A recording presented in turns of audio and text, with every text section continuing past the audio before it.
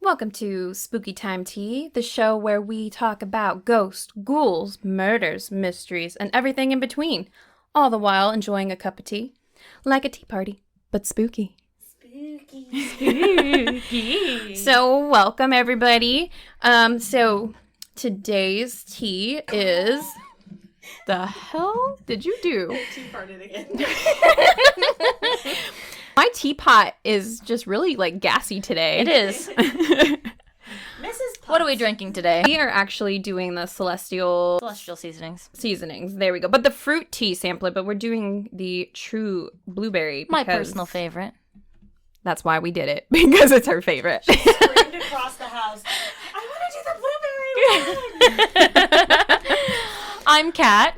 I'm Chloe. And I'm Kitty. I am going to be telling you guys the story today, which I'm actually really excited about. So, And good luck telling us apart, because you'll never do it. It'll never happen. I dare you. All right, we're back. okay. So Yes. this one's a little bit... So small. That is the smallest tea! I never finished them. Okay, before we actually get into this story, though, we're going to try the tea, Okay. and you're going to give us your feedback on it, okay? Need a Friendly spoon, love? refresher Yes. for everyone that is either new here or doesn't know. I am the tea hater of the group, and so they subject me to trying new teas every episode. Oh, it's fine. Did you just think you got tea on your phone? I did. Okay. Did you get tea on your phone? I did not. Okay. I love the sound of, It's spoon, very- oh, yeah, clink. on the thing. Yes. We always forget to clink. We didn't. I need forget honey. this time. No, we didn't. I'm going to put this up here so we can both have access to it. Okay. Let me know if you can't reach it and I'll scoot over. I'll just sit on your lap. It'll be fine. Okay. OnlyFans. Oh. Hold on, I'm putting honey in my tea. I can't drink my tea without honey. Oh wow, I yelled really loud. I maxed out the volume. Whoops. Oh, yeah, you did. It's okay. We'll cut that part out. It's fine. It's fine. Everything's fine. This is fine. If anyone else listens to My Favorite Murder, Steven! Ah! Okay. Cat! You keep screaming into the mic. Yay! And we kick off this episode. Kitty, what are we talking about? Ow. Well, first I want to get your feedback on that tea. What do you think? It's okay. Not as fruity as the other one, right? Sounds pretty. The one. From last week's episode. Fine. Yeah. I miss my Starbucks. Okay, so today's episode is going to be talking about a awesome and, well, it's not really awesome, so that's really bad that I already said that was awesome. But, I mean, if you're a true crime fan, right, and you like serial killers, if you follow serial killers and things like that. Like, in the sense of, I admire this. Exactly, but it's just interested in it because I myself like to see how these, the serial killers' minds work, right? That's just how I'm interested in it because, I want to, take apart their brain and see, what makes them tick, and that's it's just... the psychology behind it. I almost went into criminal profiling. I almost did behavioral science in school. Ooh, that would have been cool, really cool. Minds, I was FBI profile? Yeah, I was in forensics for a while, and then I was like, you know what? I want to do behavioral science. And then I was stupid and did business. So, wow, we're really great at this. We are going to be talking about, I'm sure all of you have heard of this serial killer because he is very famous in the world of killings, right? True crime community. In the true crime community, yeah. But it was very big. It was on the news and everything. So we're going to be talking about the Night Stalker. Yes. Ooh. So a little backstory on him. His name is Ricardo Ramirez. And he was born February 29th of 1960. He was actually born in El Paso, Texas. My best friend lives there. Mm-hmm. I've never been there, so... Neither have I. But... I hear it get called Hell Pass now a lot. He became publicized as a home invasion type crime spree because that's what he did at first was he would break into people's homes, terrorize them of the greater Los Angeles area. So the reason that I'm talking about this particular serial killer is because, from Hometown Horrors, that's the segment we're talking about this week, or another Hometown Horrors, I should say, since last week we did Chloe's on Spider-Man. Check that episode out. It's real fun. Yeah, that was really fun. So since I'm a resident of California, or I used to be a resident, I should say, of California, it is near and dear to my heart because I love California and I love anything about history and all that stuff. So I think it's interesting to know that this guy, he's like one of the top serial killers. Like if you actually look up a list of like the most like rated like serial killers, he's up there. Is it like by numbers or like by like FBI's most wanted? Like there's different lists of what he rate a serial killer. I think it's more about what is the criteria. What is the grading rubric? I think it's more about like how brutal they were with their murders and how many people they've killed. I would say the numbers is usually what well, that, and I think it's like, yeah, but it goes by like the numbers, but also goes by like how brutal they were and what they did to their victims. Okay. And that's kind of one of the things, how like aggressive. Yes, exactly. A little backstory on him. So as I said, he was born in El Paso, Texas. Thanks, El Paso. El Paso has given us nothing but this. I'm just kidding. I know nothing about El Paso. We're gonna get so much hate. I'm from here, and I know nothing about El Paso. I know that it is the closest state to the border, although I was born in the Valley, and we're like 30 minutes from the border. El Paso is like still closer.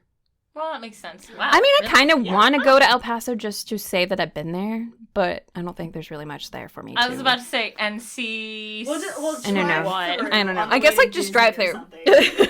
Backstory on him. As a 12-year-old, Richard, or they called him Richie. That was his nickname throughout his, like, family and everything like that. He was actually really strongly influenced by his cousin. His name was Miguel, or... in quotations, I guess they called him for short Mike Ramirez. He was a decorated U.S. Army Green Beret, a combat veteran who often boasted of his gruesome exploits during the Vietnam War. So, need to hear that. No. And like, you come on, like he's coming to war. I understand, like, you know, they get, you know, PTSD and stuff when they go to war. It's horrible. Absolutely. I completely understand. Yeah. But it's like, why would you parade around, like, all these gruesome details that you have done to all these people? And, like, he showed him, like, pictures. He would take pictures, and he would actually show him brutal, like... And he was 12 at the time? Yes. Oh, no, sorry. Yes, he was 12. A literal infant. Yeah. Baby. I'm going to go on little graphic details on some of this, so if you are disturbed, I will let you know. You can probably skip ahead a couple minutes if you do, but be warned. Just be warned. This is a trigger warning for maybe some people, so I'm just giving that a heads out, you know, before I start this. But also you listen to a true crime podcast, so, like... You're probably not... Trigger warnings are kind of always just, like, inherently there for true crime. You would think so, yes. My sock. You had something on your sock. So he shared Polaroid photos of his victims, including some women that he had raped. Oh my God. Yeah. And then, like, some of the photos he posed with severed heads of the women that he abused. Yes. Wait a minute. So his cousin, his cousin was extremely sick in the head because war fucked him up. Yeah. But he may have already had some psychological that sounds like he had some pre-existing psychological damage. Exactly. Yeah. I've never heard of anything outside of that, of anyone going to war and doing that while they're there. Yeah, it's really bad. So, he started smoking marijuana around the age of 10. So, like, when he, like, also just influence, I guess, of his cousin and whatnot. So they bonded over this and war stories. They bonded over smoking weed with each other and war stories. Like, his cousin Mike would just give him, like, stuff. And that's, I don't know, that's just awful thinking about it. Terrible. So Mike actually had taught Richie some of his military skills, which was killing with stealth. No. Yeah. No, that's bad, but this is what he did. So, like, this is where it started to take a turn for the worse because, you know, his cousin giving him all this influence, he thinks, oh, it's okay to kill. This is where it's starting to mess up his brain a little bit. Yeah. So he also, a little backstory about his father. His father was abusive to him. Yeah. So that was kind of like the reason why he bonded with his, like, cousin, because he wanted to get away from his father. And so there would be times where he would actually, like, run away from home and, like, chill out, like, in a cemetery and just, you know, get away from the family kind of thing because it was just... Can I ask a question? Yes. Did this abuse ever result in a head injury? Honestly, I don't know. I didn't look up the facts about the domestic abuse, Okay. so I'm not quite sure, but... Anyone that knows true crime knows that head injuries are always... Depending on where they are, Well, yes. So, going back to his cousin, talking a little bit about his cousin. On May 4th, 1973, his cousin actually shot his own wife. Oh my god. Her name was Jessie. God. In the face with a .38 caliber revolver during an argument. So he was abusive with his wife and everything. So like after like the shooting and everything, Ramirez like kind of became withdrawn from the family and stuff because of this. So like I said, it's starting to fuck with him, right? Because all this like violence and everything is just starting to like take a turn for the worse. So he moved in with his older sister Ruth and her husband Roberto. Apparently, he became an obsessive peeping Tom. Oh dear. I'm sorry. His Brother. Brother-in-law. He was a peeping Tom, and so he would bring him with him to like peep on women. What is this guy hanging out with? Stop training people to become serial killers. I'm literally training. Yeah, going off of that. So he also started using LSD and started to become interested in Satanism. So he started to get into the satanic cult type stuff. Was this around the same time as Satanic Panic? I have no idea. Maybe? Okay. Maybe. I'm not sure. Early 70s, so I think it might be. It might have been, yeah, because that was like around the 73. So yeah, like around that, yeah. So let's see. Apparently his cousin was found not guilty of murdering his wife. Here's the thing. Because of reasons of insanity. So he was released in 1977. Repeatedly. Sorry, I'll be quiet. No, it's fine. I love you. So his cousin was released in 1977 after being incarcerated in a mental institution, basically, for about like 4 years in the Texas State Mental Hospital. And so, of course, with him being released, his influence over his cousin is still there. It's very greatly like continued on that journey. So then, of course, because of his brother-in-law, like showing him how to peep on women, things like that, he started to get into this grossly like sexual fantasies with violence. So it started to merge into this disgusting thing that he had, these fetishes that he started predatory. Exactly. Yeah, exactly. Yeah. And like so like some of these fantasies and stuff like were like bondage, forced rape, well, obviously you forced rape, but like forced bondage and rape. Yeah. Nothing consensual. No. Yeah, exactly. It was like consensually fine. We don't kink shame here. No, absolutely. No. Of course, non-consensually, what the fuck is wrong with you? We're hunting predators. We are for sport. That's what we're doing now. So apparently, he took a job at a Holiday Inn. It doesn't say around what time, but he got fired from his job at the Holiday Inn because he apparently was known for like he raped and beat like the guy, or he attempted to rape the wife of the owner of the Holiday Inn. Oh my god. What, can I sidebar a real quick story? Yes. Because, okay, so there was, I don't remember where I heard it, but I heard this story about this family that was staying at a hotel, and someone, I guess, had knocked on the door or something, so their little girl went to go look through the peephole, but it was blurry, and she couldn't, like, see through it, and they realized someone that worked at the hotel had been flipping the peephole so that he could peep into the rooms, and you can't look out. Oh God! So, if you ever stay, shit. if you ever stay at hotels, check your peepholes, because that's a thing that like apparently happens. Because I've heard several stories about that. I hate my life. I hate that. Oh, Chloe. Now I'm paranoid. This is for your safety. It's something you can check. And you can check it, and if it's flipped, just block it and tell the people about it. And tell the managers. This also makes me think of some like actual like horror stories of like people going and staying at hotels and finding out that the mirrors were two-way. Yes, and they couldn't see it. Touch the mirror. Yeah, and like the people didn't know that you could see it, but like someone would be behind watching them like in the bathroom and stuff. There's also a lot of conspiracy theories that hidden camoras are all over hotel rooms. Oh yeah. Oh yeah. I believe that 100%. Oh, absolutely. It's so. Anyway, we're here to are not safe. Not safe. No, and we're here to make your lives a living hell and stay in your homes. Fear hotels. Never leave your house. Jinx. Can I continue? Yes, sorry. No, you're good. But that was a good sidebar because we needed that. Yes, just be safe, guys. If you have to go out and rent something, please just check everything. Carry a crowbar with you. All right, so we're gonna get into his murder history, and because that was just a little backstory of how he became sick and twisted in the mind, right? Mm-hmm. We're going to talk about his first murder, which was on April 10th of 1984. He murdered a 9-year-old. Her name or his name? Their name? Their name is always the safe bet. Yeah. I'm going to butcher this. Mei Ling. Oh, it is a she. Okay. Mei. Her first name is May. May, and then I think it's Ling. I might be pronouncing that wrong. But he murdered her in the basement of the hotel where he was living.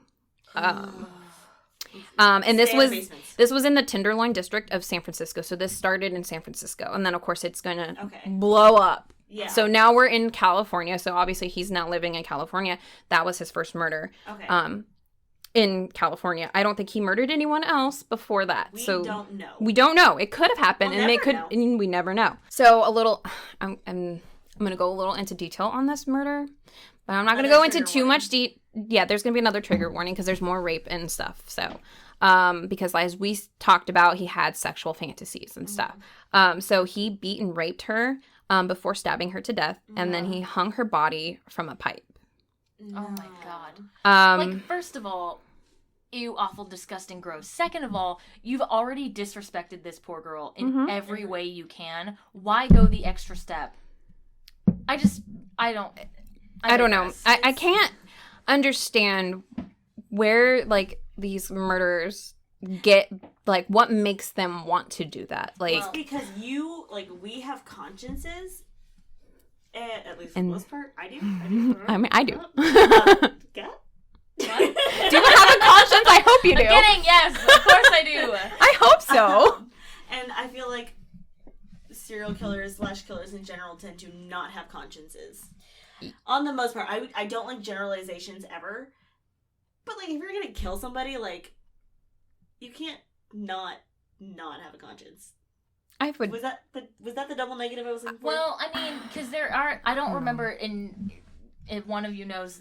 Tell me now, but I don't remember what serial killer it was, but there was one who was going around murdering people, and at one of the crime scenes, he left a note that said, "Please stop me before I do it again." Oh, I know who you're talking about, but I cannot think of his name. Ed Kemper was the same way. The co-ed killer. Was it Gacy? Was it Gacy? Or John? No, John wasn't Gacy. No. They're also the whining collar killer, or there was a guy that kept, and I think it was all fake, he kept calling 911 after he would kill somebody, and he would be crying. I hate listening to 911 calls. I hate it. This one was played on a podcast I was listening to, and I couldn't skip it fast enough, so I listened. He's like ugly sobbing, and his voice is terrifying and creepy. And just sobbing, it's like, I didn't mean to do it, I'm sorry. Like, and he purposely... It's hard to tell. Yeah, it's hard to tell with those kinds of things. Because a lot of the times, I think they're faking it. Like, because they have no remorse. Well, like, okay, so Ed Kemper, I think there are some interviews out there with him that I've watched. Mm-hmm. But, like, if he's the one I'm thinking of, when you listen to him talk, like, he knows what he's doing. He has no remorse for it, but he also has he can't control it. Like, he has no emotions or anything, I think. Most of these people don't. Yeah, and I think that's where a lot of the time the head trauma comes into play with those. Mm-hmm. Okay. So, anyways, this 9-year-old was his first known killing. Like we said, we don't know if this is his actual first time killing or if this is just his known. Assumptions based off of evidence and confessions. Definitely. Like, no one ever knows the full extent. Oh, I guess like in 2009, his DNA was matched up to a sample obtained at the crime scene of her murder. So it happened in 84, but they didn't finally like start closing on the case until like 2009. Just on that first one. Holy shit. That's wild. Yeah, it is. 25 years? Around that time. Yeah, I don't do math. I can't math right now, but no, it's What's just math? I'm no mathematologist. Yeah, it's about 24 years. Okay. All right, so 9 and 84. we are moving on into his Night Stalker. So this is how he became known as the Night Stalker. This is going to be a little like list of his Night Stalker crimes. Okay. So on June 28th, 1984, 79-year-old Jenny Vincow was found brutally murdered in her apartment in Glassell Park, Los Angeles. She was stabbed to death repeatedly while asleep in her bed, and her throat slashed so deeply that she was nearly decapitated. Oh shit. Yeah. No. Apparently, his fingerprint was found on a mesh screen he removed to gain access through an open window. Can I just say a fingerprint on a mesh screen is impressive because like it's mesh, like you can't get the whole. I'm wondering though if it's on the metal part of the mesh. Like the paneling. Like with him taking it off, you like have to grab the metal part to take the mesh off. So I'm feeling like that's that's probably what they mean. where they got it. Hi, I'm stupid. No, you're not. No, you're not. So like I said, these murders happened so fast. So that one was in 84. So then there were a couple different crimes that happened through 1985. So he had just like a handful of different, different like murders and stuff around that time. After that first Night Stalker murder, he returned 9 months later. And then on March 17th, 1985, he attacked Maria Hernandez, who managed to escape. And then he killed her roommate, Dale Okazaki. I'm not sure. I might be butchering that. Not satisfied with these assaults, he also shot and killed Tsai Lin Yu. I am butchering these names. I apologize.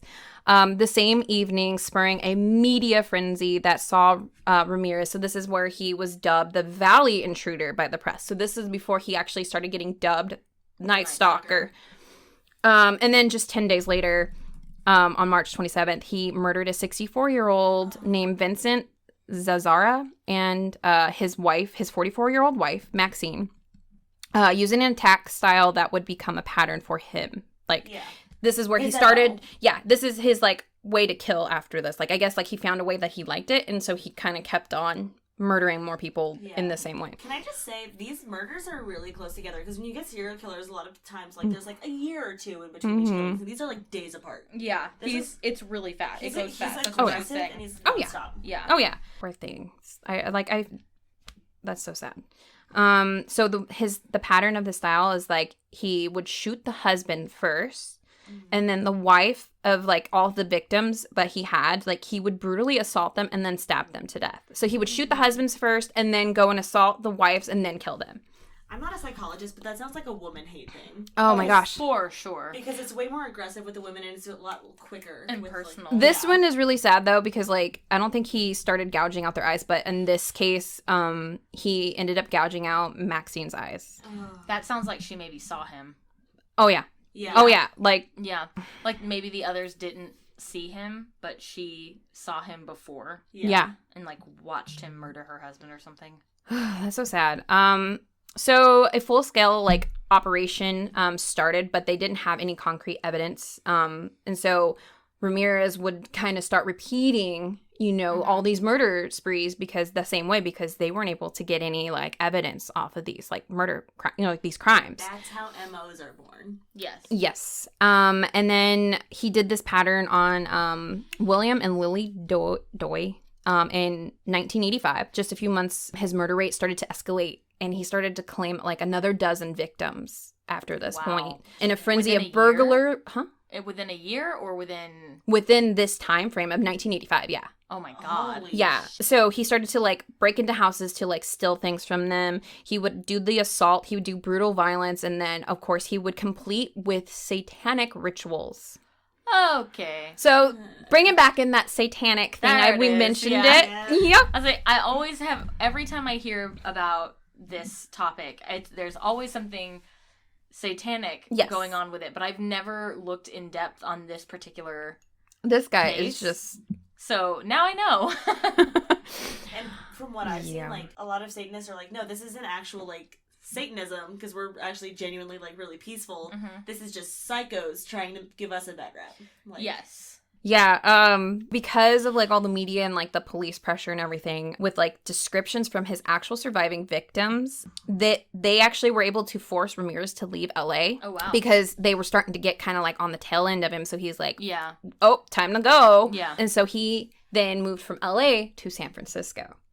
Back to San Francisco, I should say, because he was in San Francisco, then he went to LA, and now he's gone back to San Francisco, where he took 2 more victims, Peter and Barbara Pan, on August 17th. I believe that is still in 1985. We're still in that time frame. He completed, of course, killing these with the satanic symbolism. So now, and then that's like, that was meant as like the Valley Intruder. So that's how they knew they were able to connect these murders with the ones in LA because of the satanic like rituals and like the same type of like murder. Yeah. That Same motives. same motive, same style. Not motives. Well, kind of Same, motives. yeah, MO. same style. MO, same yeah. MO, Yeah. And so because of all this, this is where the press coined the term the Night Stalker. So after these other types of assaults and stuff, that's why, you know, they coined him the Night Stalker.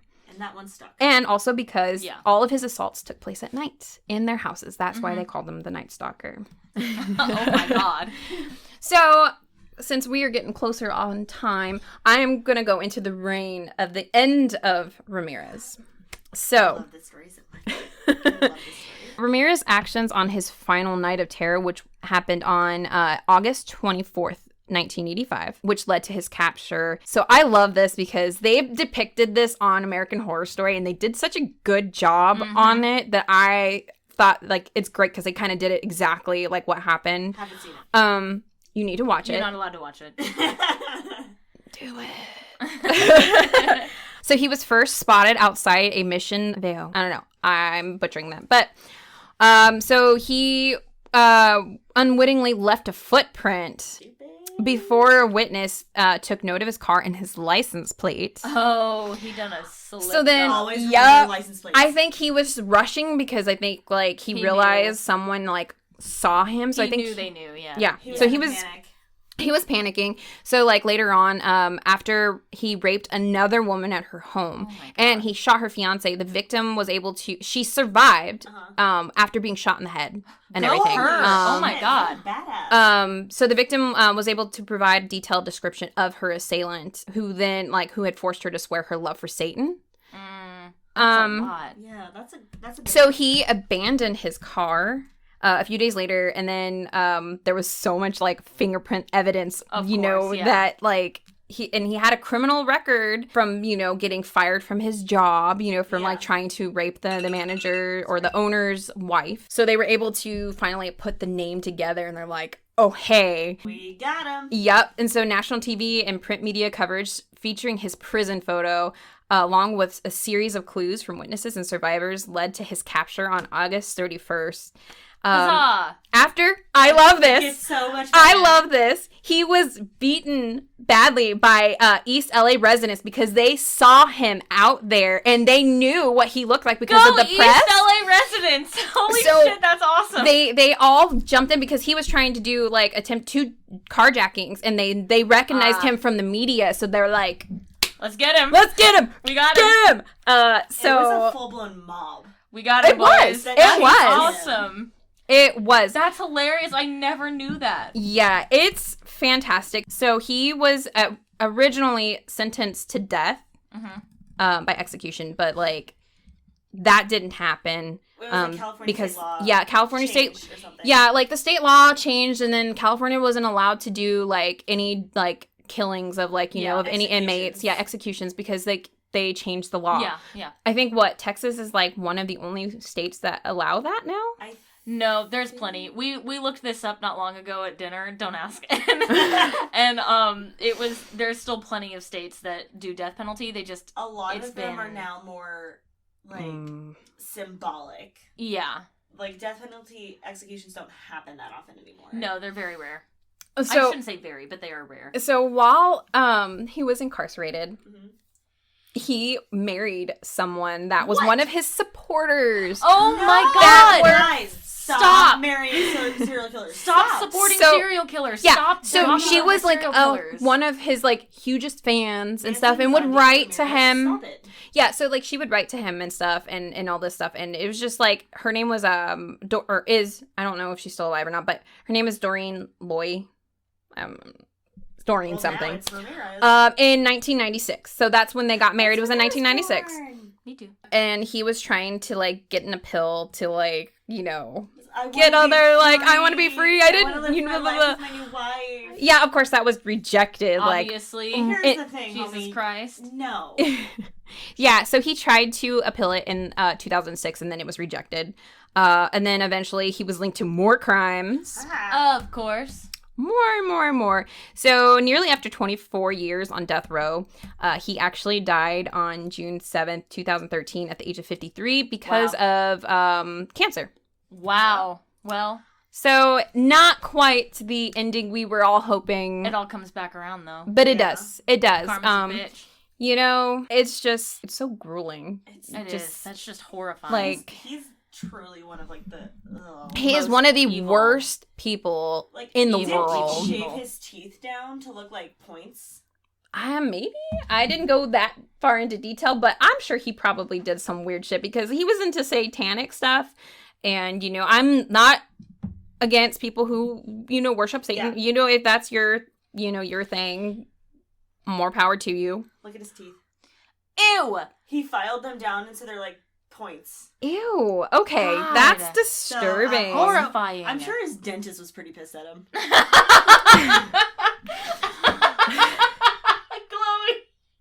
I'm not. Are you telling me that you thought Richard Ramirez had a dentist? No, I said that for the joke's sake. It's just a funny thought. Oh my goodness.